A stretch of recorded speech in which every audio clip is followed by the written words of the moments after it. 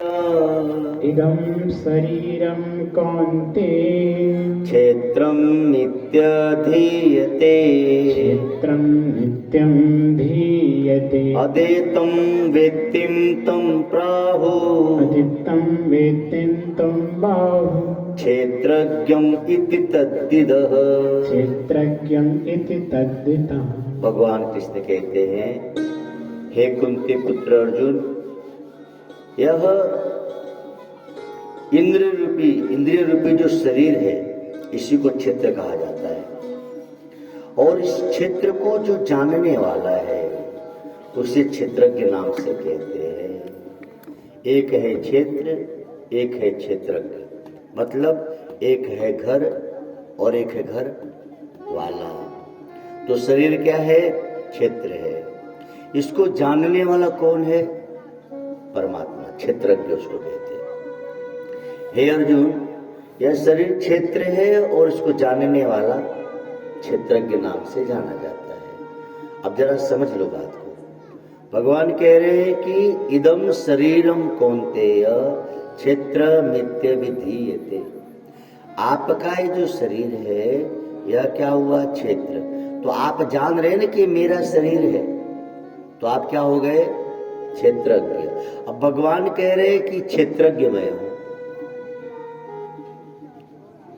तो इसीलिए कहा गया ईश्वर अंश जीव अविनाशी। इन वचनों से सिद्ध हो रहा है कि आप और हम ईश्वर अंश हैं। ये क्षेत्र है और इसको आप कहते हो ये मेरा है। इसको जानने वाले आप क्या हो?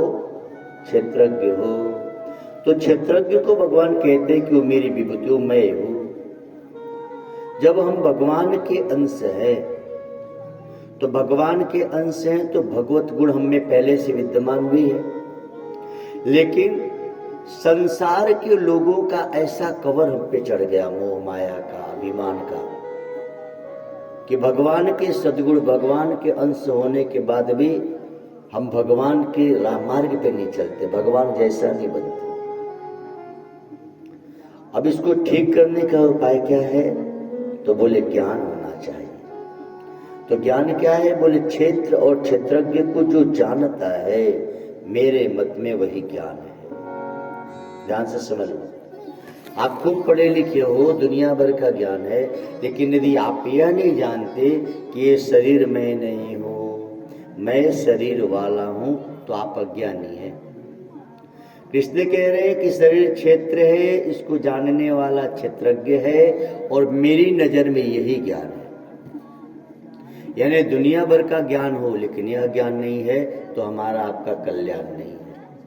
सब्जी में सारे मिर्च मसाले तेल घी डाला, नमक है ही नहीं डाला तो किसी स्वाद में नहीं है। यदि हमको सब ज्ञान है और यह ज्ञान नहीं है तो हमारा ज्ञान अज्ञान जैसा ही है। कहते हैं कि मनुष्य को पता है कि ये पशु है, ये पक्षी है, ये घर है, ये द्वार है। ये कौन जानता है? सिर्फ मनुष्य जानता है। अब गाय से पूछो कि ये पेड़ है कि क्या, तो गाय को पता नहीं कि पेड़ है। गधे से पूछ लो कि कौन सा पक्षी है तो बता पाएगा? मनुष्य बता सकता है। मनुष्य को भगवान ने विशेष ज्ञान दिया, विशेष समझ दी है। तो ये कहां से आया? ईश्वर ही कृपा, ईश्वरीय अंश है ये। तो मनुष्य जैसे सबके भेद को जानता है। अब कृष्ण कहते हैं कि उसमें ज्ञान मिला दो। जैसे तुम्हारा शरीर अलग है, उसको जानने वाले क्षेत्रज्ञ तुम अलग हो, ऐसे जो संसार दिख रहा है ये संसार अलग है और इस संसार को बनाने वाला, संसार में समाने वाला वो अलग है। तो ऐसे तो लगता है ये पशु, ये पक्षी, ये हाथी, ये घोड़ा अलग अलग दिखते हैं, लेकिन ध्यान से देखा जाए तो सब में एक ही जैसा है, सब एक ही है। गन्ना मीठा है और मिर्चा तीखा है, लेकिन विज्ञान की दृष्टि से देखा जाए तो दोनों ने गुण कहाँ से लिया? धरती से ही। तो गन्ना भी धरती से ही उपजा है और मिर्चा भी धरती से ही उपजा है। गन्ने में भी वही जल डाला गया और मिर्चे में भी वही जल डाला गया, लेकिन दोनों ने अपने अपने स्वभाव के अनुरूप अपने अंदर मिठास और तीखापन लाया। तो भगवान आपके अंदर विद्यमान है, भगवान की शक्ति से हम देखते, बोलते, उठते, बैठते हैं, लेकिन हम अपने अपने स्वभाव के अनुसार ही वर्तते हैं, क्रिया करने लगते हैं। कितने लोग बैठे हैं लेकिन सबका स्वभाव अलग अलग है। तो आपका संसार के प्रति भाव अलग अलग हो, परमात्मा के प्रति भाव एक यदि हो गया तो आप अनंत को प्राप्त कर लोगे। बहुत सुंदर बात, समझने लायक है। परमात्मा के प्रति भाव सबका एक है। जैसे आप सबके, हमारे सबके, हम सबके नेता अलग अलग हो सकते हैं, लेकिन प्रधानमंत्री तो एक ही है ना। वो आप चाह के भी दो चार बना लोगे, तुम्हारे चाहने से, हमारे चाहने से दो चार बनेगा नहीं। तो ईश्वर के प्रति भाव हमारा एक हो जाना चाहिए। इसीलिए कहते हैं भगवान कृष्ण की, देखो अर्जुन, ये जो शरीर है ये जब जगा रहता है, जब अभी हम लोग जगे हैं, तो एक है सुस्थूल शरीर जो भी दिख रहा है, इसके अंदर एक सूक्ष्म शरीर है और एक सूक्ष्मतर है। तो ये तीनों शरीर है। अब हम जगे हैं तो तीनों का भान है। बाहर से हम ठीक है, अंदर कहीं पीड़ा होती है तो दूसरा को जानता है क्या? आप ही जानते हो। अच्छा, पीड़ा किस कारण से हुई? अति सूक्ष्म है तो उसके लिए फिर डॉक्टर के पास जाता है तो मशीन लगाया जाता है, जबकि पीड़ा हमारे ही अंदर है। तो ये हुआ स्थूल।